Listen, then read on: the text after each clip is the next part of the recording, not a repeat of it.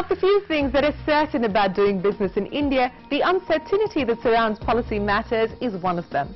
The other is overcoming the lethargy of bureaucracy at various levels. But in spite of all of this, multinational corporations in almost all sectors of the economy want to do business here.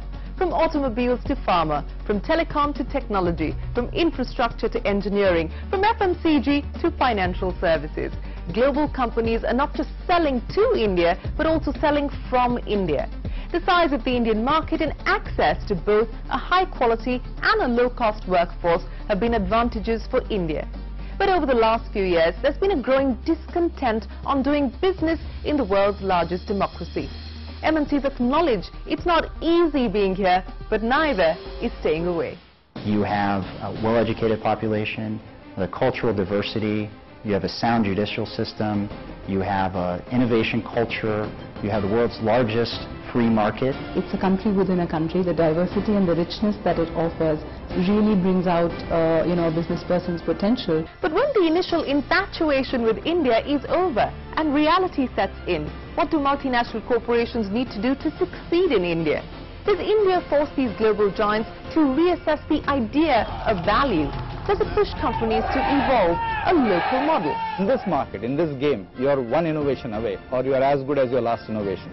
As long as it's innovative, it will always win the hearts, the minds and the wallets of the consumer. The idea is to never say die, and is to keep at it, keep at it, keep at it. So what that eventually means is that we've been able to gain market share over decades.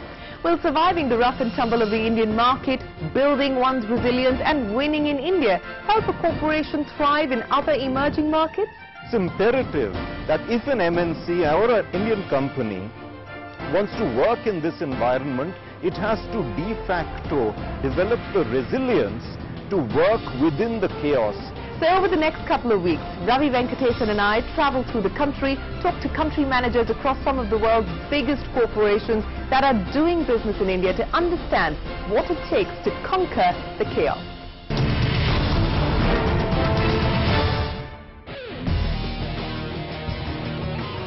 Ravi Venkatesan knows what it takes to do business in India. Under his watch at Microsoft, India became the software giant's second largest geography and one of its fastest growing markets globally. Stellar performance on the face of it, but then Ravi stepped back and took a closer look. Only 1.5% of Microsoft's global revenues come from India. By 2022, if Microsoft grows at a conservative 7% and its India business at 20%, India will still contribute just 5% of the company's revenues. It made Ravi ask, does India matter to MNCs? Should it matter? What can Microsoft and other multinationals like it gain from cracking the India code? These are some of the questions Venkatesan is looking to answer with his book, Conquering the Chaos.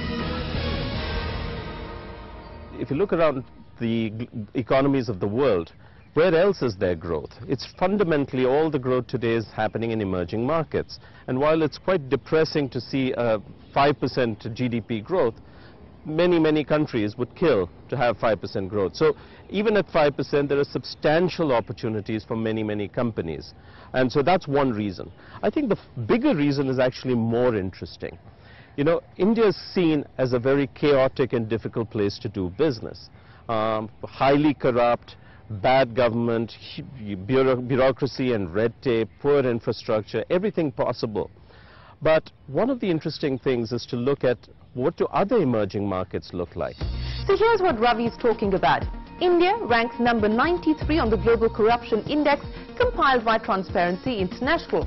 But that means we're right in the middle of the pack, right there with China, Brazil, Indonesia, Nigeria.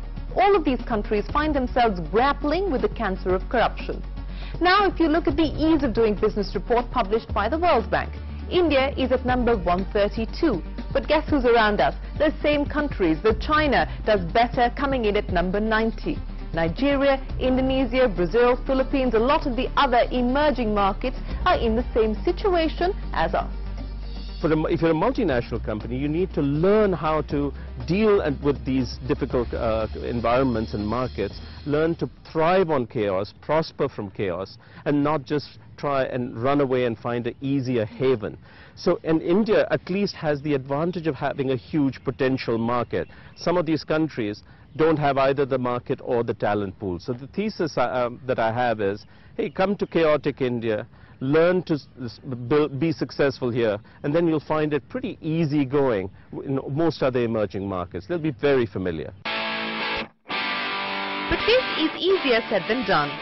Some MNCs like Unilever, Nestle, Cummins, McDonald's, JCB and Volvo seem to have hit the ground running. Others like Caterpillar, Renault and Toyota haven't had a smooth ride, while still others like Mercedes and Nokia have been dislodged from their leadership position and are now strategizing to make up lost ground. In most cases, the wall has been hit at a point that Venkatesan describes as the midway trap.